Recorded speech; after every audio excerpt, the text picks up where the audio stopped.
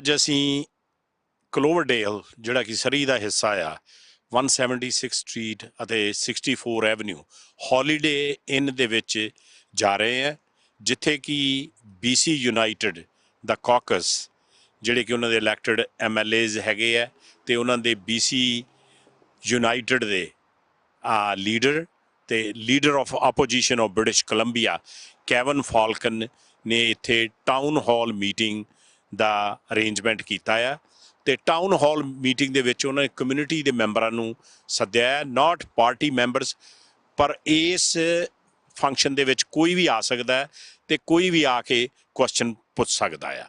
ਸੋ ਇਹ ਬੜਾ ਇੰਟਰਸਟਿੰਗ ਹੋਣਾ ਹੈ, ਕਿਉਂਕਿ ਜਿਹੜੀ ਓਪਨਨੈਸ ਹੈ ਅਤੇ ਜਿਹੜੀ ਪੋਲੀਟੀਸ਼ੀਅਨ ਹੈ ਕਈ ਵਾਰੀ ਮੀਟਿੰਗਸ ਨੂੰ ਬੜੀ ਰਿਸਟ੍ਰਿਕਟਿਡ ਅਤੇ ਕਲੋਜ਼ਡ ਕਰਦੇ ਆ ਤਾਂ ਕਿ ਲੋਕ ਉਹੀ ਕੁਐਸਚਨ ਪੁੱਛ ਸਕਣ ਜਿਹੜੇ ਕਿ ਉਹ ਸੁਣਨਾ ਮੰਗਦੇ ਆ। ਸੋ ਇਸ ਮੀਟਿੰਗ ਵਿੱਚ ਇਹ ਦੇਖਣ ਦਾ ਮੌਕਾ ਮਿਲੂਗਾ ਕਿ ਜਿਹੜੇ ਪਬਲਿਕ ਦੇ ਮੈਂਬਰ ਹੈ ਉਹ ਕਿਸ ਤਰ੍ਹਾਂ ਦੇ ਕੁਐਸਚਨ ਪੁੱਛਦੇ ਆ, ਕਿਉਂਕਿ ਜਿਹੜੇ ਕਮਿਊਨਿਟੀਜ਼ ਆ ਉਹਨਾਂ ਨੂੰ ਬੜੇ ਹੀ ਇਸ਼ੂਜ਼ ਹੁਣ ਇਫੈਕਟ ਕਰ ਰਹੇ। ਜਿਹੜਾ ਆਮ ਬੰਦਾ ਆ, ਅਫੋਰਡੇਬਿਲਿਟੀ ਦਾ ਇਸ਼ੂ ਜਿਹੜਾ ਹੈਗਾ ਆ ਉਹ ਬਹੁਤ ਵੱਡਾ ਆ। ਗਰੋਸਰੀ ਪ੍ਰਾਈਜ਼ਸ ਅਪ ਆ, ਗੈਸ ਦੀਆਂ ਪ੍ਰਾਈਜ਼ਸ ਅਪ ਆ, ਆਪਣੇ ਹਾਊਸਿੰਗ ਤਾਂ ਆਪਣੇ ਬ੍ਰਿਟਿਸ਼ ਕੋਲੰਬੀਆ ਖਾਸ ਕਰਕੇ ਲੋਅਰ ਮੇਨਲੈਂਡ ਦੇ ਵਿੱਚ ਜਿਹੜੇ ਯੰਗ ਪੀਪਲ ਆ ਘਰ ਲੈਣਾ ਉਹ ਅਫੋਰਡ ਹੀ ਨਹੀਂ ਕਰ ਸਕਦੇ। ਸੋ ਇੰਨੇ ਸਾਰੇ ਇਸ਼ੂ ਹੈ, ਇਹ ਸਾਰੇ ਇਸ਼ੂਜ਼ ਨੂੰ ਇਹਨਾਂ ਦੀ ਕੀ ਪਕੜ ਹੈਗੀ ਹੈ। ਉਸ ਤੋਂ ਇਲਾਵਾ ਜਿਹੜਾ ਸੋਝੀ ਦਾ ਟੌਪਿਕ ਹੈ ਉਹ ਆਪਣੇ ਸਾਊਥ ਏਸ਼ੀਅਨ, ਆਪਣੇ ਚਾਈਨੀਜ਼ ਕਮਿਊਨਿਟੀਜ਼ ਜਾਂ ਐਥਨਿਕ ਕਮਿਊਨਿਟੀਜ਼ ਲਾ ਲਓ, ਉਹਨਾਂ ਦੇ ਵਿੱਚ ਬੜਾ ਜਲਵੰਤ ਇਸ਼ੂ ਹੈਗਾ। ਜਿਹੜਾ ਸੋਝੀ ਹੈਗਾ ਸੈਕਸ਼ੂਅਲ ਓਰੀਐਂਟੇਸ਼ਨ ਐਂਡ ਜੈਂਡਰ ਇਨਇਕੁਆਲਿਟੀ ਹੈਗਾ ਆ, ਜਿਹੜੀ ਸੈਕਸ ਐਜੂਕੇਸ਼ਨ ਸਕੂਲ ਦੇ ਵਿੱਚ ਹੈਗੀ ਹੈ, ਪ੍ਰਾਇਮਰੀ ਤੋਂ ਲਾ ਕੇ ਕਿਸੇ ਵੀ ਹਾਈ ਸਕੂਲ ਤੱਕ ਜਿਹੜੀ ਐਜੂਕੇਸ਼ਨ ਹੈ। ਇਹ ਸਾਰੇ ਜਿਹੜੇ ਮੇਨ ਇਸ਼ੂਜ਼ ਹੈਗੇ ਆ, ਕਿਉਂਕਿ ਜਿਹੜਾ ਹੁਣੇ ਰੀਸੈਂਟਲੀ ਅਲਬਰਟਾ ਦੇ ਵਿੱਚ ਹੋਇਆ, ਉਹਨਾਂ ਨੇ ਏਜ ਜਿਹੜੀ ਘਟਾ ਕੇ ਉਹਨੂੰ ਰਿਸਟ੍ਰਿਕਟ ਕਰਕੇ ਨਵਾਂ ਰੂਲ ਲਿਆਉਣ ਲੱਗੇ ਆ ਪ੍ਰੀਮੀਅਰ ਡੈਨੀਅਲ ਸਮਿਥ, ਅਤੇ ਉਸ ਦੇ ਨਾਲ ਹੀ ਉਹਨਾਂ ਨੇ ਟੱਕਰ ਕਾਰਲਸਨ ਨੂੰ ਉੱਥੇ ਸਪੀਕਰ ਸੱਦਿਆ ਸੀ, ਜਿਹੜਾ ਫੌਕਸ ਨਿਊਜ਼ ਤੋਂ ਉਹਨਾਂ ਨੇ ਫਾਇਰ ਕੀਤਾ ਸੀਗਾ। ਸੋ ਇਹ ਰਾਈਟ ਵਿੰਗ ਜਿਹੜਾ ਏਜੰਡਾ ਆ ਉਸ ਤੋਂ ਲੋਕੀ ਆਪਣੇ ਜਿਹੜੇ ਬ੍ਰਿਟਿਸ਼ ਕੋਲੰਬੀਆ ਦੇ ਲੋਕੀ ਆ, ਕਿਉਂਕਿ ਇਹ ਬੜੀ ਡਾਇਵਰਸ ਕਮਿਊਨਿਟੀ ਹੈ। ਸੋ ਇਹ ਸਾਰੇ ਕੁਐਸਚਨ ਉੱਭਰ ਕੇ ਆਉਣੇ ਆ। ਮੀਡੀਆ ਦੇ ਮੈਂਬਰ ਵੀ ਉੱਥੇ ਆਉਣਗੇ, ਕਮਿਊਨਿਟੀ ਮੈਂਬਰਸ ਵੀ ਆਉਣਗੇ ਅਤੇ ਬਾਕੀ ਜਿਹੜੀ ਕਮਿਊਨਿਟੀਜ਼ ਹੈ ਉਸ ਦੇ ਮੈਂਬਰ ਵੀ ਆਉਣਗੇ। ਸੋ ਹੁਣੇ ਹੀ ਤੁਹਾਨੂੰ ਉੱਥੇ ਅਸੀਂ ਲੈ ਕੇ ਚੱਲਦੇ ਹਾਂ।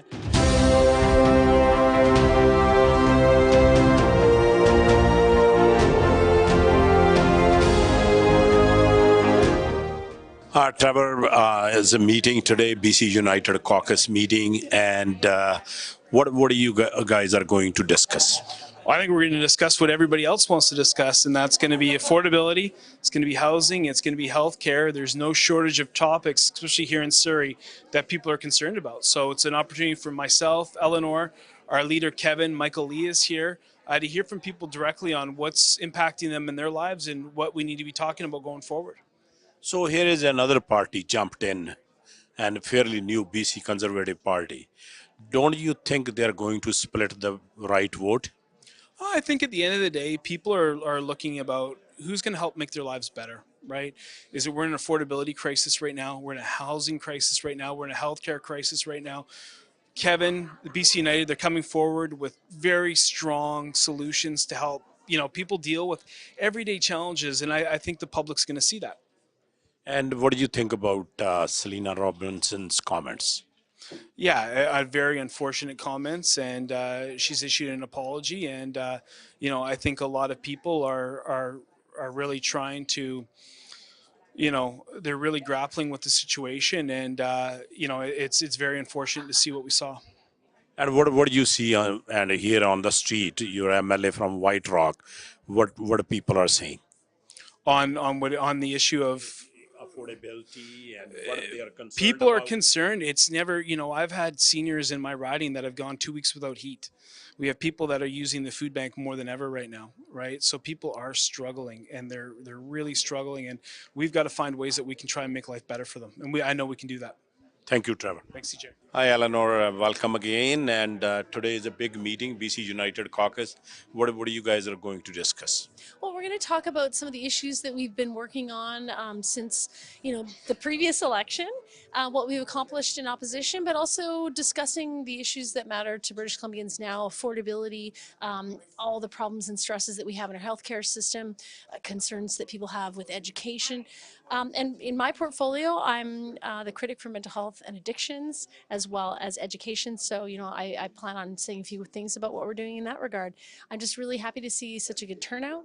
And happy to discuss any issues that people bring forward that they feel are a concern to British Columbians right now. And talking about mental health and addictions, the numbers are gone up. We used to lose 6 people, now we lose 7 people a day. And that's a very alarming number in British Columbia alone. What do you think about that? Why it's not going down rather than going up?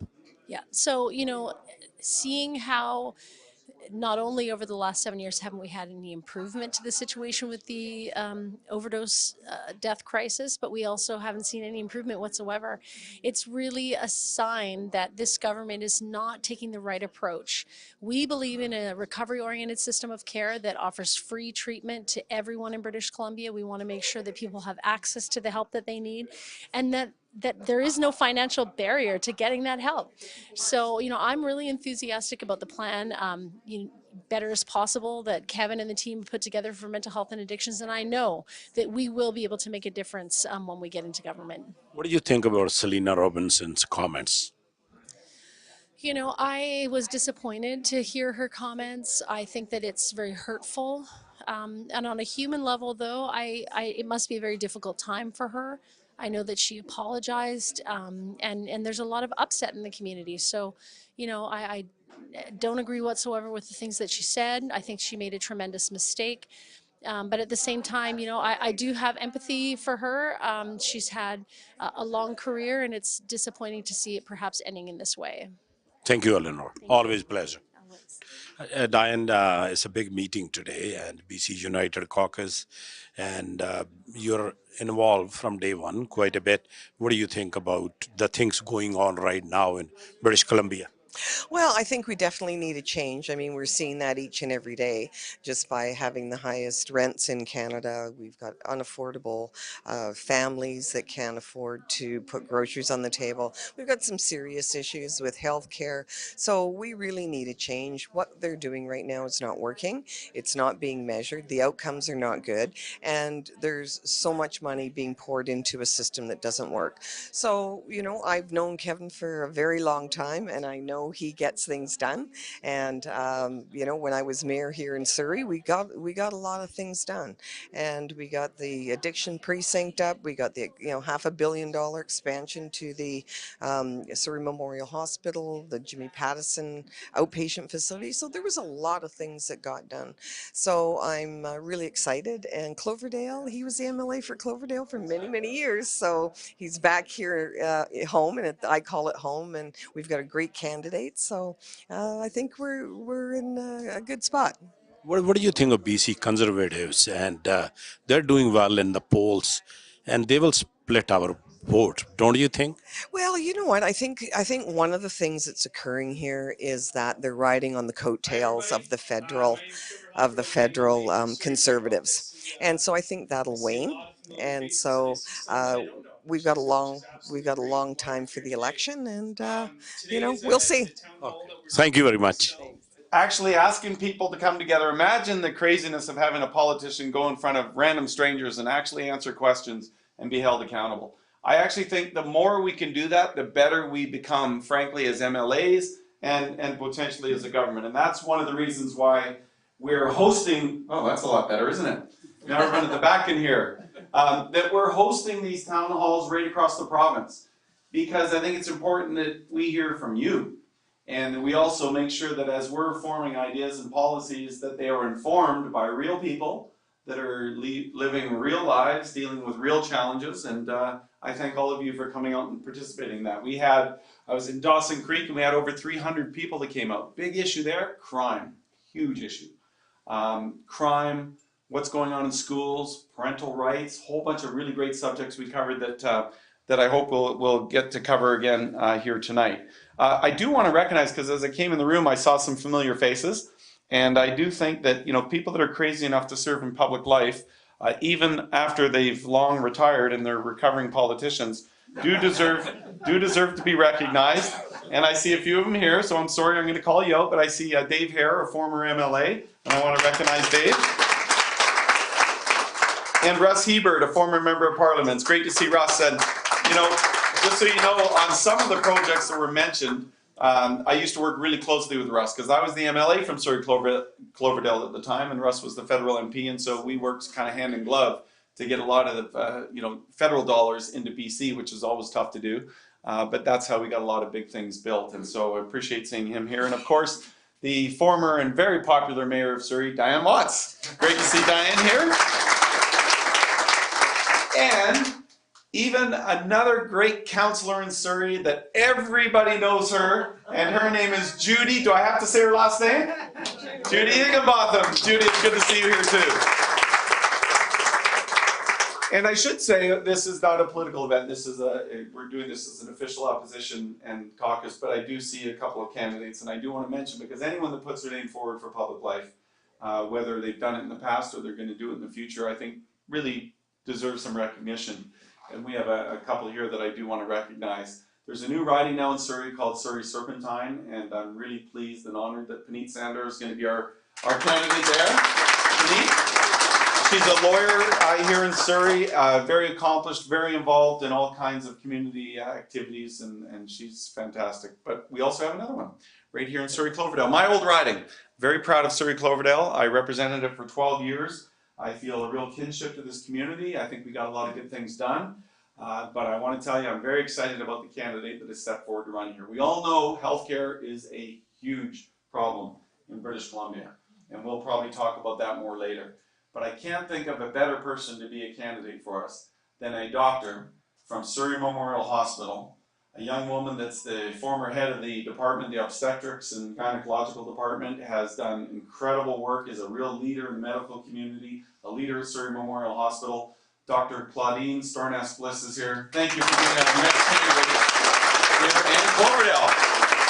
So, what I'm going to do is, because I want to make sure that I cover a few subjects, because the good thing about doing that is if I cover some subjects, I may already answer some of your questions, so I can, because I've done a number of these. I was just doing one in Chilliwack recently, so after doing a number of these around the province, you hear common questions. So I'll try and address some of those up front, and then we can get into a question and answer period, which is always the best part. And I should tell you, let's have some fun too. I'll try and make this interactive, so it's not just me speaking to you. I'll try and find ways that I can do crowd participation, because it makes it a lot of fun. You'll see what I mean.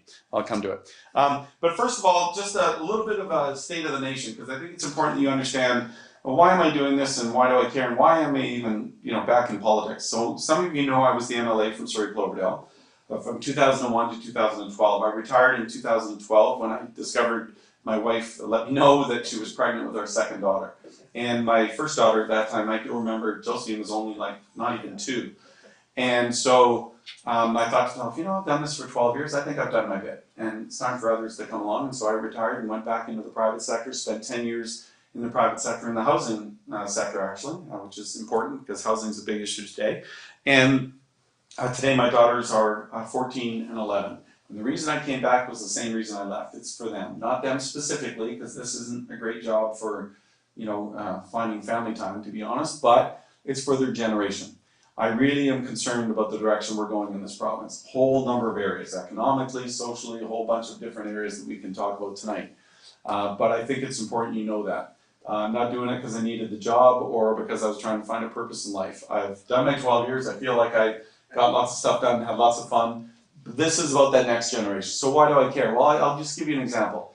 The 3 biggest economic projects going on in British Columbia right now are characterized by 2 things that are very similar. And I first want to mention the 3 projects. One is Site C. Everyone knows about Site C. The other is the twinning of the Trans Mountain Pipeline. And the third is LNG Canada. Now together, those 3 big projects represent about 80 billion. There's some seats up here, fellas, if you'd like. Represent about $80 billion of capital. Okay, that's a lot of money. And they're all characterized by the same 2 things. First, all of them were supported by BC Liberal government. It's now called BC United. We can talk about that later. And that's important for you to know, because no big projects, believe me, get done in this province without lots of opposition. And of course, the second part that's unique about all three projects is all of them were opposed by our current government. Very stridently opposed, by the way. So for example, Site C, I was there in 2010 with Gordon Campbell when we said, we're building Site C Dam.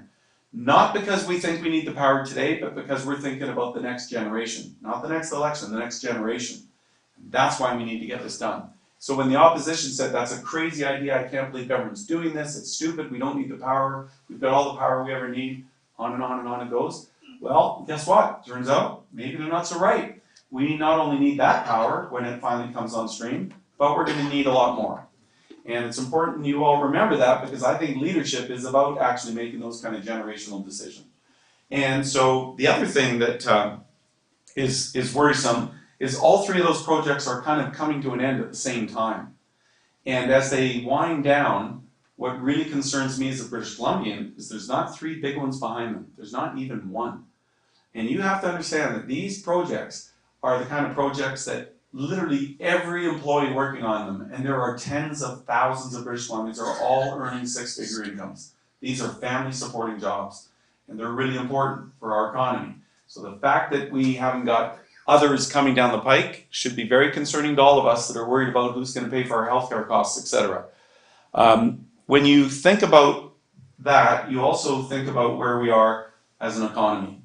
So right now, we've got 50% of British Columbians, according to a poll by a major accounting firm, 50% of British Columbians are $200 a month away from not being able to meet their family budget. This is a huge problem. At the same time, we've seen the size of our civil service grow by 36%. That's 137,000 new employees. And I don't have anything against new employees. You always need them in government for sure. But I do ask the question, has anyone in this room seen a 36% improvement in any service government is delivering? Because I certainly haven't. And I think that should be a cause for concern. So I talk about that. And I also think it's important to recognize that over the last 7 years, the government's been in power. We've seen our debt doubled, and we're facing the largest projected deficit in the history of the province of British Columbia. Now, when you combine all that together, okay, no big projects coming down the pipeline, debt that's doubled, largest projected deficit ever, huge increase in bureaucracy, and then you couple that with how are we doing on actual results, like in healthcare, for example. And we've got some challenges. 1 in 5 British Columbians cannot access a family physician. That's a problem. Family physicians are the gatekeepers that say, you need to go see a specialist, I'm going to get you over to that specialist. If you can't access a family doctor, you'll probably go to a walk-in clinic. BC has the longest walk-in clinic waiting times in the country. And that's not a very good outcome either. And our cancer care, I used to be the Minister of Health only for 2 years, but I remember it well. It's not my favorite portfolio. Just kidding. It was actually great. There's lots of good things in healthcare, but one thing I was very proud of is we had what was not just me saying, we had the best cancer care system in the country. And we were recognized internationally for some of the lowest mortality rates for cancer patients. Today, we are the worst in the country. And we are now having to send British Columbians down south to Bellingham to get basic cancer care. Now, I tell you, my friends, that's not a good result. I don't care what political persuasion you are. The last time that ever happened in BC, you have to go right back to the 1990s, the last time this government was in power. That was the last time we were sending patients down south to Bellingham. We cannot have that. It's not a good outcome. So, how are we going to fix it? Because I do want to talk about solutions. I'm not just going to be a problem person. Just say everything's bad. Even if it is. I'm going to talk about what's going to be good. Okay? So, what are the solutions? There are solutions. One of the solutions that's really obvious is we have literally hundreds of doctors that are looking in the window of British Columbia and saying, we would sure love to train and practice in British Columbia. And you know what? They're called international medical graduates. Most of them are Canadian kids that actually have studied abroad, maybe in Australia, maybe in Ireland, maybe in New Zealand, maybe in the Caribbean, but maybe in the United States. And they want to come back here and they can't get through the regulatory quagmire that has built up over the last 100 years, I'm sure for good reasons at their times, but it's not acceptable when we're in the midst of a crisis. When you're in a crisis, you have to deal with it like it's a crisis. And that means you have to say, you know what, the way we've always done it is not the way we're going to do it. And that means we have to take a chainsaw to a lot of those regulations and rules that have built up over the last 100 years and say we're bringing our kids home and we're going to get them helping us out in this crisis. The other thing we have to do is recognize that, excuse me, I'll just have a bit more, that bureaucracy, and this is something that Dr. Stornis-Bliss reinforced with me when we were talking about her being a candidate, the bureaucracy's gone wild in our healthcare system. Do you know we have 70 vice presidents all earning over $250,000 a year in our healthcare system? Alberta has a similar sized population, they've got 7. Now, maybe if we were getting amazing outcomes, I'd say to myself, you know, I never would have thought that 70 vice presidents were necessary, but with these great outcomes, I can't argue with that. But the problem is, we've got the 70 vice presidents all making the big money, and we're getting the worst outcomes we've ever seen. So that should tell you something. That tells you that we've got too many people between the top and the people actually delivering the frontline service. So when Adrian Dix always goes on about hiring 30,000 people in the healthcare system, I keep reminding him, well, they're not doctors and nurses and care aides and the people that we need in the front, you know, the front lines looking after people and patients. You've got a lot of communications people, a lot of administrators, a lot of people asking the doctors to make new reports and attend more Zoom meetings and you know, do all this other stuff that's frankly not productive when they could be helping out patients. So we got to fix the bureaucratic part too, and then we got to focus on outcomes and results and be held accountable for results. You know, when I was in the business world, you keep getting crummy results. There's an accountability mechanism. It's called you lose your job or your business goes bankrupt. Only in government can you just continue to get spectacularly bad results year after year after year and just continue doing the same old thing. And so that's not going to work, and we've got to change that too. I want to touch on the fact that, let's talk about education for a second. So we've got our education critic here, and she's got kids in the school system, as I do too. So what about our education system? Well, again, I think it promises and outcomes. The government made a promise in 2017. They said we're going to eliminate portables in our first 4 years in government. Okay? How many people have noticed all the portables disappeared starting the last 7 years? Well, of course they haven't. In fact, they've more than doubled. And in fact, now the school board's looking at stacking portables because they're running out of room at many of the schools. You can only take up so much parking lot and so much of the field before you actually, you know, run into a real challenge. Stacking portables is something I never thought we'd see in Surrey, but that's the direction we're moving in. But there's other issues too. There's parents that feel like they're being pushed and shoved out of the system. And that's not right either, because parents are the most important custodians of their children. And you cannot say to parents that, you know, your kids are going to school and it's going to be a black box and you're not allowed to know what's going on in the classroom. So we have some principles. Now, let me back up. Because what I hear from people is they say, well, you know, Falcon, what's the SOGI? SOGI is the problem here. So does anyone know what SOGI is, by the way? And don't be embarrassed if you don't. I didn't, honestly, because I was out of government. So when I came back, I started hearing from people, SOGI, what's SOGI? So I had to do some investigation. Well, actually, SOGI was brought in by BC Liberal government back in 2015. And it was brought in by John Rustad and Mike Bernier and some of my other former colleagues. I wasn't in government at the time. And I said, well, what is it? Because I'm hearing from a lot of parents. Well, what it was back in 2015 or 16, the federal government changed the Human Rights Code. And in the Human Rights Code, they said, because you know the Human Rights Code says you can't discriminate on someone's ethnicity, their religious beliefs, and they added, in addition to all the other protected categories, sexual orientation and gender identity. And so the government of the day, the BC Liberal government, said, well, you know, we need to have a module for teachers, so the teachers know how to handle the situation if kids are being bullied in the school system. Because one thing I think everyone always agrees on, no matter where I am, in Fort St. John, in Dawson Creek, and Shellback, is that we definitely do not want to make sure that young kids, especially vulnerable children, are being bullied in schools. Whether it's on their religious beliefs, their ethnicity, maybe they're questioning their sexual orientation, but we don't want them bullied or harassed. And we all agree that that's probably a good principle, isn't it? Thank you. So, but there's some other principles that are also really important too, isn't there? I think the principles, to me, look like this. Parental involvement in the schools, That's an important principle.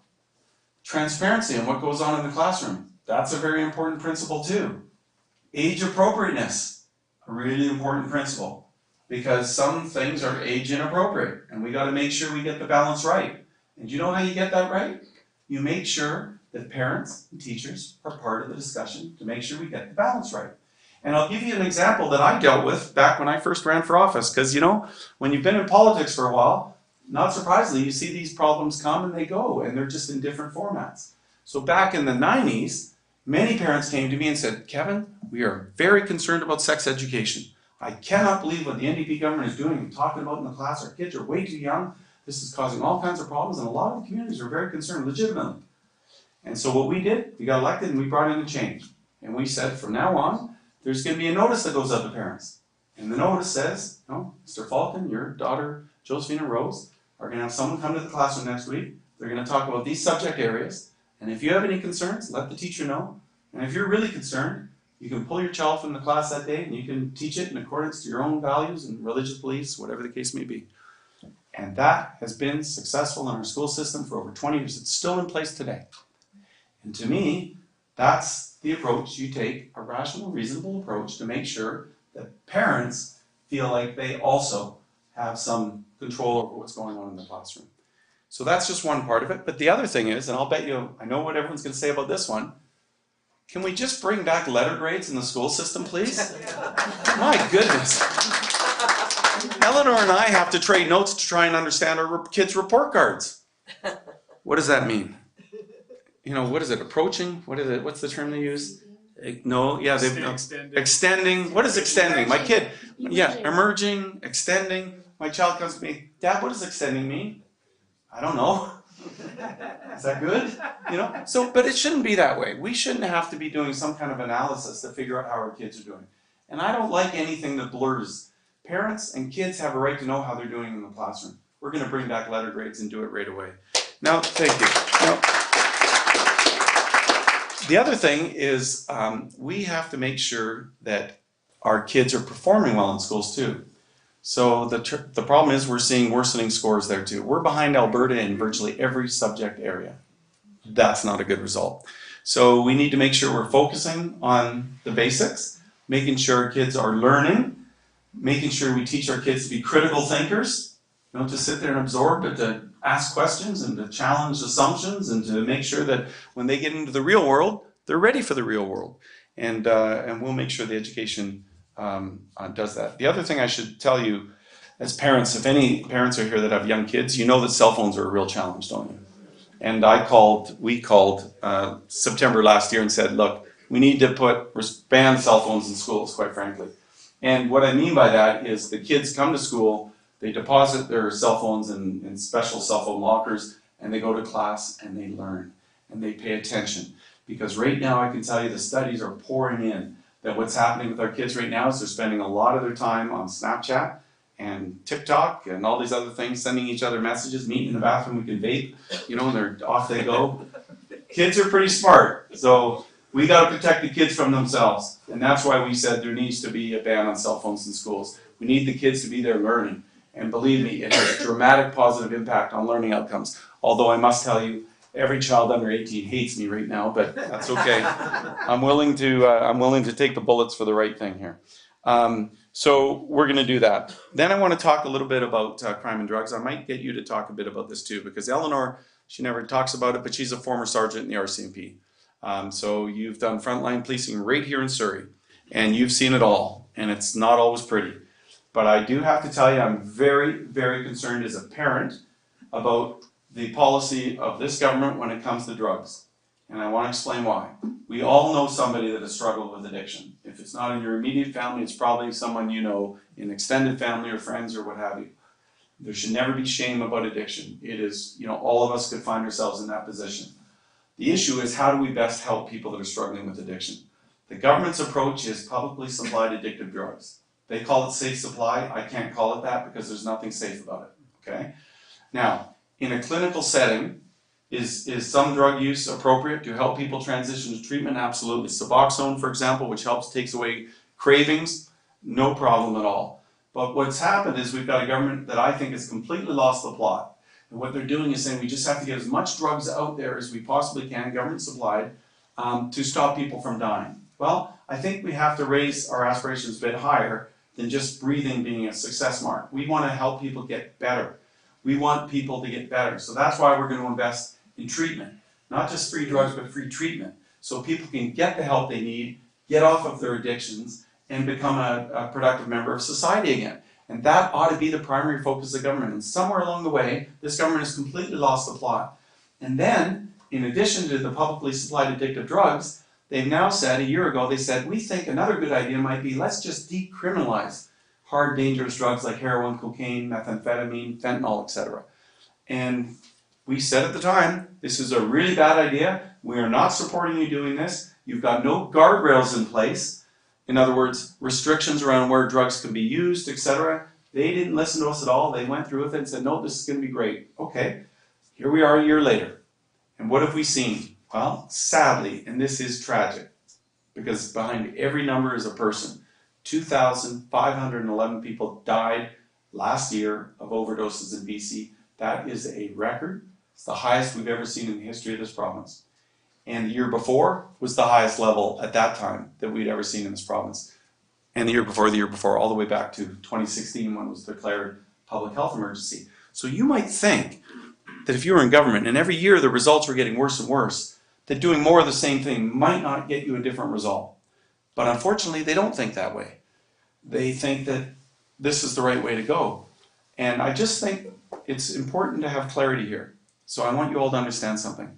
If I become Premier within 90 days, we're scrapping the decriminalization experiment. It's been a disaster for BC.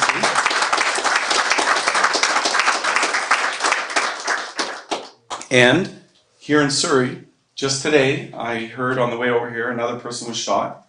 Almost certainly it'll be as a result of something to do with the drug gangs and all the stuff going on. I can tell you the police told us, you might want to add to this, but they've certainly told me, I know they've told Eleanor too, that we've got very serious gangs coming from the East Coast to the West Coast here to BC because they've heard about our decriminalization. They love the idea of being able to deal drugs with no consequence. Because remember, 2.5 grams or less, they can't touch it. The police have lost their power to do anything about it.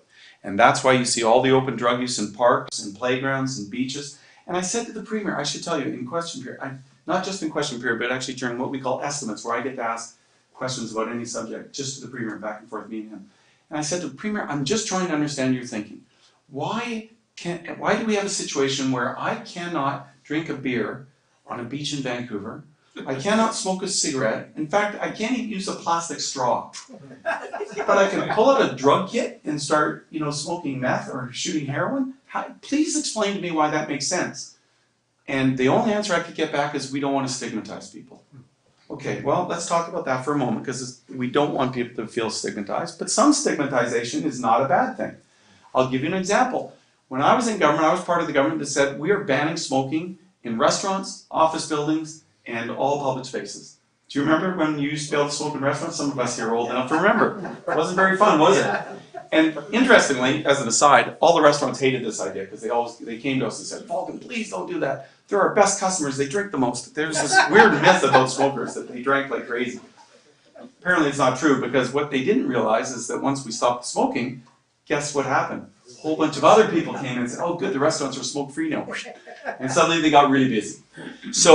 But the point is, we did that, and then we said we're going to have an education campaign for young kids to make sure we don't get young kids starting to smoke. So we did that. Then we worked with the federal government and said, you need to do more to, on the packages to make sure that kids are getting the message that smoking's dangerous. So that's why you see those ghoulish, pictures on the front of cigarette packs, etc. And the combination of all those things started to see the smoking rates go down, especially amongst young people.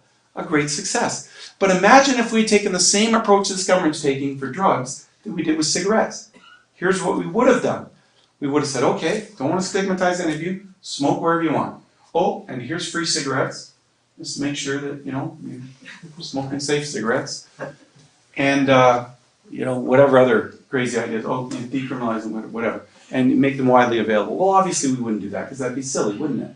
But why does it make sense on the drug side if it doesn't make sense on the cigarette side? And one final thing about that, and then I'm going to let you say a few words, because I do know this is an area that you've done such incredible work and I want to talk about that. But she has been doing incredible work on pointing out that there's been diversion taking place. Diversion is when the free drugs get handed out to people struggling with addiction. They don't want the hydromorphone. They call them dillies on the streets. And but they actually don't want those, even though they're 3 to 5 times more powerful than heroin. It's a high-grade medical opioid. What they do is they sell them back to the dealers and say, here, you can buy these. I'll take the cash and I'll buy the drug of choice, which is fentanyl, usually. And guess what happens to those drugs? They get sold at our high schools and our colleges and our universities. And they tell the kids, don't worry, these are safe drugs. This is government safe supply. And kids are kids. So do you remember when you were 15? If people tell you something's decriminalized and it's safe supply and it's government, you're going to think, great, let's try it. You know, because we're stupid when we're young, right? And so, you know, what we've been seeing, and Eleanor's been raising the alarm on this, and they've attacked you in the most unbelievable way. They've said she's making this stuff up, it's anecdotal, but we were hearing directly from the addiction physicians that would contact us and reach out. We would have Zoom calls, very private, because they would say they're always concerned this government's very vindictive, and they go after them. But they would tell us privately, we are really concerned about the young people coming into our practices struggling with addiction. And we want you to know this. We're very, very concerned about this. And I'm going to pass this over to you to say a few words, just because you've done such a great job on that. Thank you. You know, it means a lot that you've had the confidence to allow me to do that work. Because believe me, in the beginning, they were calling me crazy. But then last week, a report came out from Dr. Bonnie Henry that actually confirms that diversion, there's evidence it exists, and there's evidence that it's a problem in British Columbia. That took some of the pressure off, but the reality is that the pressure's never been higher for us to continue pushing, though, because now, even though they've confirmed that the diversion of hydromorphone, Dilaudid, the reason it's called dillies is because Dilaudid is the commercial name of it. Even though they know that dillies are getting into the community and falling into the hands of potentially even youth, they are going to push to expand an unwitnessed program. So expanding, just giving out even more hydromorphone, even more. In fact, now you can have a kid without their parents' knowledge or consent receive take-home supplies of fentanyl, which is outrageous because even though these are pharmaceutically, produced drugs, and even though they are being prescribed by a healthcare provider, it doesn't mean you can't overdose. And if a person who's using drugs uses these drugs incorrectly, they can be fatal. And taking fentanyl to excess is most certainly fatal.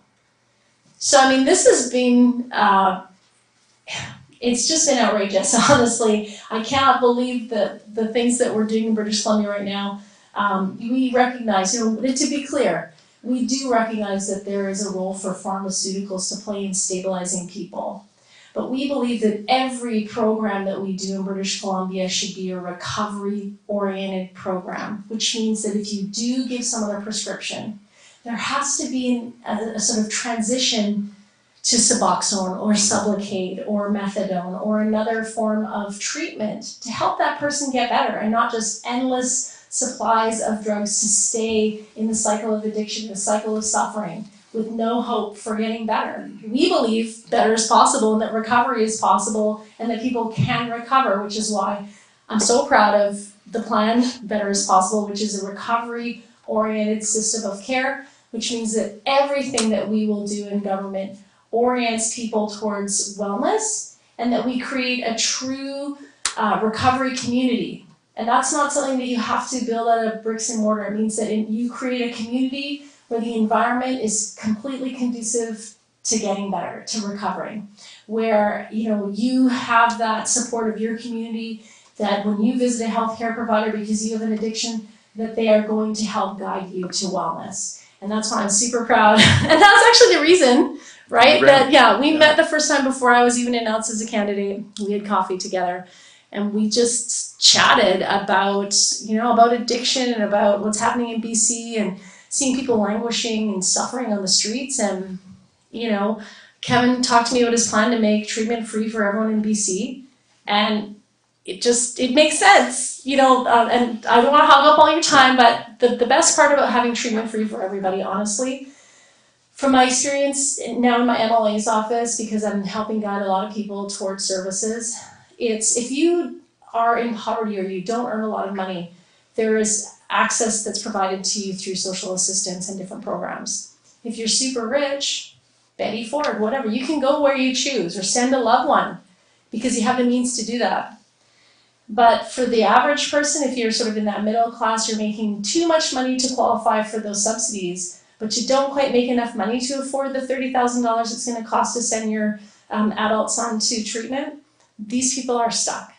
And this is the majority of people suffering from addiction in British Columbia right now, which is why the plan to make treatment free makes the most sense. So great. Super proud. Thank you. No, that's great. And I will say, just very quickly, mental health is a huge issue too. And we've got to acknowledge that, all governments, including the one I was part of, have got it wrong since the late 70s, I think, back in the social credit days when the decision was made. This was really a North American-wide movement to shut down all of the mental health facilities, Essendales, the Riverviews, the Tranquilles up in Kamloops.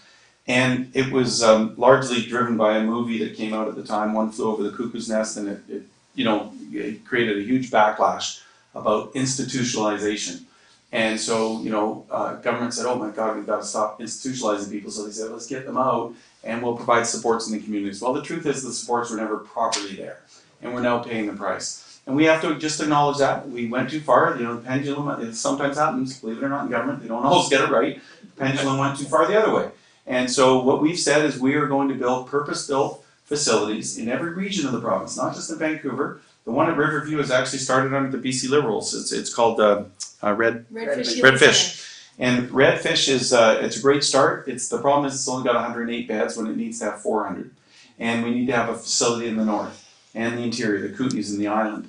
Because I'll tell you, we are doing a disservice to those that are struggling with untreated mental health. They're left to their own devices. They're exploited by drug dealers. They're abused by people, often human trafficked. It's just wrong. And where did we ever get to as a society that we thought it'd be okay to just keep leaving people like that? I will say, I personalize it.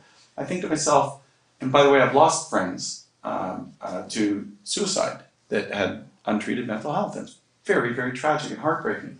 But I was saying to myself, if that was me, and my good friend Mike here, if you saw me wandering the street, you said, oh my God, there's Kevin, he used to be a politician, look at him today, what's happened to him? I would hope that you would say, we can't leave him like this. We got to get him off and get him 24/7 care, right? It's good enough for me, it's good enough for everyone else. So that's something that's a really important part of our program too. So I want to get to Q&A now real quick. So housing, the only thing I want to say about housing is I know a little bit about housing, okay? And I do know that when we've ended up with the highest housing prices in North America, that's not a good outcome. And when we have the highest average rents in Canada, that's not a good outcome either. And government can do this all they want. They can blame it on this and that and the other thing and someone else and federal, provincial, and whatever, local. But at the end of the day, it's us. And we got to fix it. And I can tell you when I left government, you could buy a townhome right here in Surrey, in Fleetwood. I know that because our company was selling them for $375,000. Today, those are reselling for over $1 million. There's no way young people in this province can afford to pay $1 million for a townhouse. We have got to get back to where young people are not giving up hope in British Columbia, aren't leaving to Alberta, because that's what we're seeing right now. Everywhere I go, I'm meeting young people that are saying we're leaving. We like living here, it's a beautiful place, but it's way too expensive, taxes are way too high, we can't afford anything, we're going. That's not good for this province, it's not good for our future, we got to get that fixed, okay? Kevin, you covered a lot of ground and we ran out of time now. But a quick question about affordability. We know that gas prices are up. You said that you will cancel the provincial tax and talk about the groceries. But housing, you have a lot of experience. Yes. That the average price, even in Surrey, is $1 million if you are lucky. Mm-hmm. With your experience, how you will able to bring the prices down of housing? Well, it's first of all, I say to people, and you're right, thank you, CJ, I do have some experience in the area. But I also think we have to be honest with the public. This isn't a problem you just fix like that. But I can tell you this is a problem that has built up. It doesn't happen overnight. It has built up over 7 years of a government that only until this year decided, there's an election coming up and we've got really bad outcomes here. We got the highest rents in the country. We've got the highest housing prices in North America. We better be seen to be doing something. So this whole flurry of legislation came in, right? And I call it throwing spaghetti at the wall. And who does David Eby has as his housing advisor? Is it somebody that has decades of experience in the housing business that really understands this, how to make things happen, how to build houses? No. It's the former mayor of Victoria, one of the worst mayors I've ever seen, Lisa Phelps, who was a total disaster as a mayor. The community is in complete disrepair. You can't walk the streets and feel safe anymore, and frankly, didn't build any housing.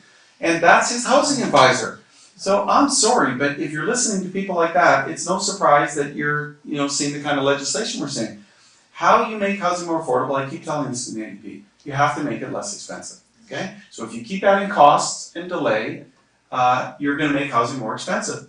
Time is money. If it takes 6 years, and that's not uncommon, by the way, in many municipalities, to get a housing project approved through the approval process, that's not acceptable. I can tell you an example in Vancouver, a site that the city of Vancouver said, it's actually right on Georgia Street. It's an old gas station. They said, in their own official community plan, please build a residential high-rise here once this gas station's gone. So the developer comes in and says, let's build a high-rise.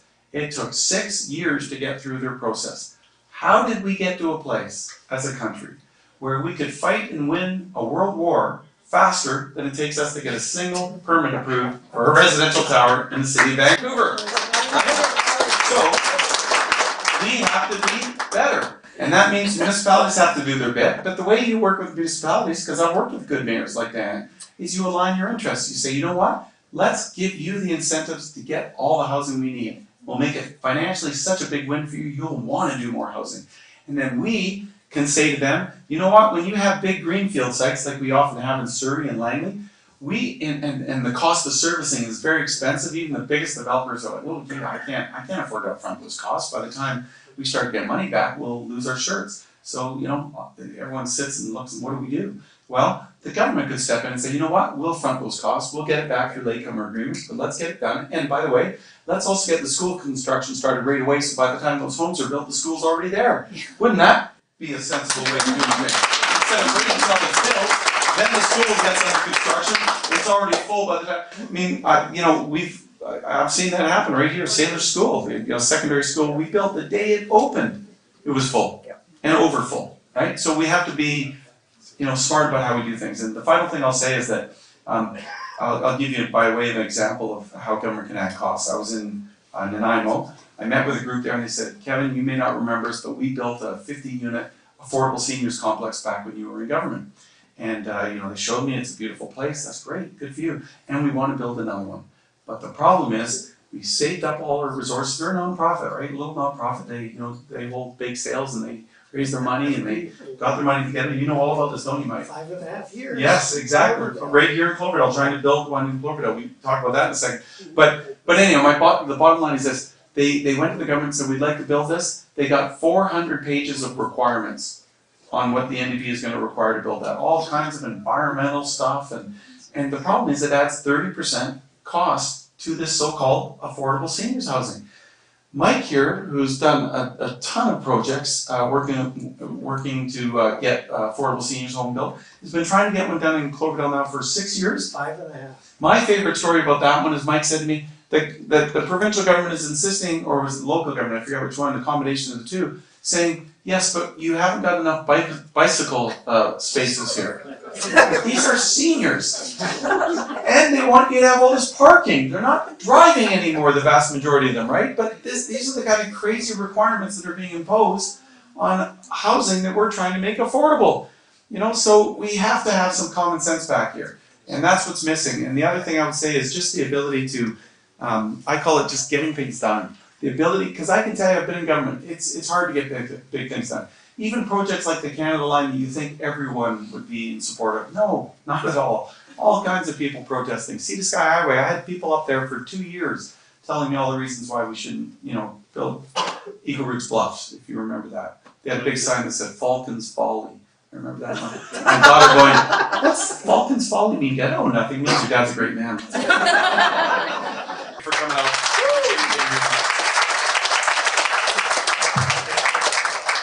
So Kevin, I attended the whole meeting. Yes. BC United caucus town hall kind of meeting. Good turnout, a lot of people, a lot of good questions. Really good How you feel about that? You traveling all over the province. So are you hearing from people similar kind of concerns? Yes, I am actually. None of these questions were new to me because I hear similar concerns across the province. And I think what's important is, really the thing I love about these town halls is that anyone can come. They might love me, they might hate me, they might not know anything about me, and they're just curious, but they can all come and they can all ask questions. I'll take any question because I think it's important that we connect with the public and that the public understand why I'm doing what I'm doing. And it's because I care a lot about our province. I'm very concerned about our province, and I want to make sure that my girls grow up in a province where they can afford to actually own a home, where they can know that they can have a job here and not have government take away all their taxes, and they've got a healthcare system that'll be there when they need it. And right now, we don't see that, and that's what has to change. So Kevin, recently, the leader of the BC Conservative, Yes. former BC Liberal Minister John Rustad, Yes. he ended up going to Alberta, Yes. attending Tucker Carlson and meeting him. What do you think about that? Well, I'm not sure why he would feel the need to go to Alberta to meet with Tucker Carlson. I mean, look, I don't disagree with everything Tucker says, but I think that the problem when he talks about his, his white replacement theory of immigration that says too many brown people are coming into America and swamping the white population, I don't think that's very helpful. BC is a diverse population. I am thrilled and proud of the Chinese Canadian community, the South Asian community, the Muslim community, the Hindu community, the Filipinos, and all the other communities that make this a great province. And, so I think John Rustad should probably answer a question, does he subscribe to that belief? That, that brown people are a problem coming into the country? Our country was built on immigration. Immigrants are the backbone of this province and this country, and they've made great contributions and will continue to do so. And I welcome immigration.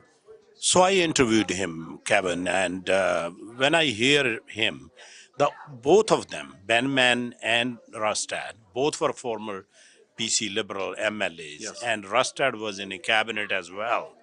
Why he jumped the ship and BC Conservative Party now, on the one side have extreme right-wing agenda, and on the other side is recruiting all the South Asian candidates, and Chinese for that matter. Oh yeah, well the difference with their recruitment program is they basically go into a room and anyone that wants to run becomes a candidate. And I think there's a danger to that. We are very careful about vetting our candidates. That's why today I was able to introduce our candidate here in Cloverdale, who's a doctor at Surrey Memorial Hospital, former department head, very highly respected, huge credentials, and knows exactly what's wrong with the healthcare system. Those are the kind of people that I want to have running for us. And tomorrow I'll be in Kelowna with another doctor being announced as a candidate, former head of surgery at Kelowna General Hospital. We get excellent candidates because we vet them very carefully. Because at the end of the day, I know this, that for me to become premier and get things done, I need to have the very best people working with me. And I don't want people that just have extreme ideas. I want people that are mainstream conservatives, mainstream liberals, people that are willing to work together, united, to try and improve our province. That's how we're going to win an election. I really believe that. What do you think about Selena Robinson's comment? By the way, the current news is she let her go from the cabinet. Yes. Well, I think she was the first to admit that her comments were totally inappropriate. And she apologized very profusely and even agreed to take, training to make sure she didn't do that again.